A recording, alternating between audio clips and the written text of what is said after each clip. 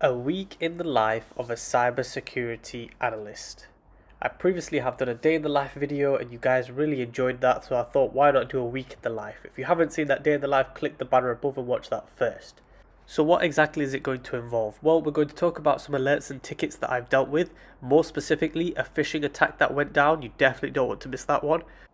And then some vendor meetings that I went through. Vendors are usually like third parties or suppliers that you use. Then on to use case creation, which usually takes up a lot more time than you actually expect, which nicely leads us on to revision and upskilling, as I like to make sure I dedicate some time to this every week just to make sure I stay on top of everything. And then finally documentation, which is so important. So definitely stick around for that one, as you'll want to know why it's so important in a cybersecurity role.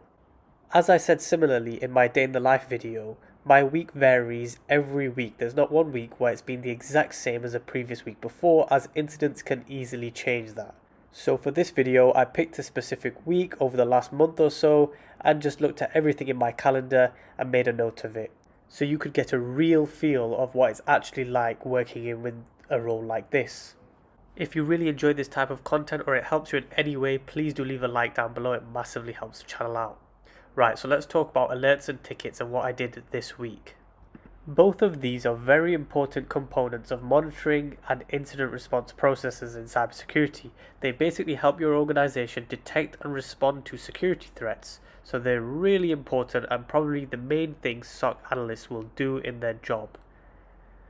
Tickets tend to take most of my day just because there's a lot of incidents that come through for my organization in particular, and how we categorize these are low, medium, high, and critical. And this particular week, I actually received a high severity alert. And of course, the first thing to do is not panic, but jump into your incident response process depending on the context of the alert. So the first thing that I did was just look at the scope, what was involved in the incident, and if it was actually a high severity or if it was a false positive. That's the first thing we need to determine here. So when looking into the activity, I could actually see that the user was blocked from sending email outbound due to some potentially compromising activity, and that was him sending over 300 emails within the space of 5 minutes. So I needed to determine if he legitimately tried to send those or if it was due to an actual compromised account.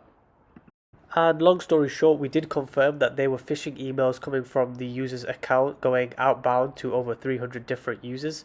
So we made sure to lock his account down straight away, reset the password, and make sure that the attacker does not no longer have a foothold on the account. Then once this was complete, we wanted to conduct root cause analysis to determine how the user's account was compromised in the first place, as that would allow us to be able to tell if any other users have potentially been compromised. And when doing this, we found out it was because this user had initially received a phishing email which he clicked on and provided his credentials to, which allowed the attacker unauthorized access to the user's account. So you can see straight from receiving that alert how quickly we identified it was a phishing email and jumped into instant response. And that process can take anywhere from an hour to 3 hours, so everything else in that day will get thrown out because of this investigation, which is why things change week to week. Hopefully that does make sense for you, and if you have any comments or you want to give any thoughts on that, do leave a comment down below. Now let's go on to the second part of my week, which was vendor meetings. As I said before, vendor meetings can also be known as supplier meetings or meetings with other third parties. And what we do in our organization is we tend to have meetings either bi-weekly or quarterly, where we just either catch up or they tell us about new products in the toolset that we're currently using. And then if they have anything new, they can then also schedule in some demo calls where they can show us that specific feature and how it's useful to us. Even though these can be quite time consuming sometimes, it's really important to make sure you have them because it helps you keep on top of what's going on in the industry and what new features are out there for you to use maybe in the future. For this week in particular, I actually had 2 bi-weekly catch-ups, which is pretty normal for my week to week. Now going on to the next one, we have use case creation. Use cases in cybersecurity are basically how you can help the organization detect and respond to threats.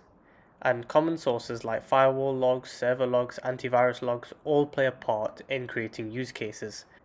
An example of some of the use cases you might see or create are things like detecting brute force login attempts, identifying malware infections, or even tracking privileged user access. It's important to have continuous tuning and refinement of these use cases, as you'll want to constantly adapt to what's going on in the environment. So you'll want to do things like get rid of false positives or make sure you're staying up to date with the latest trends, as this will in turn reduce the amount of alerts that you're receiving and having to deal with on a day-to-day basis. During this week in particular, I actually only had time to focus on one use case, which was impossible travel, where we wanted to just refine how exactly we were defining impossible travel, just to reduce some of the false positives we were receiving. And if you're not sure, impossible travel basically means a user logging on from, say, the UK in 1 minute, and then in the next minute they're logging on from the United States, therefore giving you impossible travel, which is where it obviously gets its name from. Next up, we then have revision slash upskilling. Of course, this is probably the lowest on the priority in terms of dealing with incidents and use case creations, so this is whenever I really just get chance. This week I was actually looking to sit a new certification for a cybersecurity defense analyst just to gain some new skills, and I had time to put in some revision just before I went to sit the exam, so I nicely slotted that in between trying to slightly upskill on a new log source that we onboarded, as I needed to get more familiar with it just before I created some alerts and use cases. So you can see it is a slight mix between revision and upskilling, all of which you should try and make some time for, of course, after prioritizing everything else. Then the final item on the agenda for a week in my life is documentation. We had a tool that we've been using for many years that was based on premise, and we were looking to go to the cloud. So as we were changing this, it meant that the processes that we had in place were also changing too. This meant quickly getting familiar with the things that have changed by speaking to the vendors, and then making sure our documentation correctly reflects that. So if I'm ever off, someone else knows how to pick it up and how to action everything on the new cloud-based tool. It can be a mix of how-to guides or step-to-step processes just to show them how to effectively do the task that they need to do. Documentation tends to get left till the last minute, and a lot of people push it off just because it's not something that's a priority in their eyes, and they tend to see it as something that can be done at another time. However, things change a lot, and sometimes you might forget yourself, so it's something you can also refer to, and it's also a good best practice to always do when you onboard a new tool or you know a specific process better than other people, just to show them how to do it in the case of you not being there. And you never know, it's happened to me a few times where I'm actually creating these how-to guides and end up actually learning something new about that tool just because I've not seen it or I've not ventured into that side of it. So there's always another positive that comes out of it, even if you see it as time consuming. Hopefully the video has been useful and it's actually given you a good insight into cybersecurity. If it has, let me know your thoughts down below in the comments, and also join my Discord where we talk about all things cybersecurity. And if you're looking to get into the field, do check out my Get Started in Cybersecurity guide. There are more also useful links in the description below, so definitely check that out. If you enjoyed, please do leave a like and subscribe. It massively helps the channel out and it tells me that you're enjoying this type of content.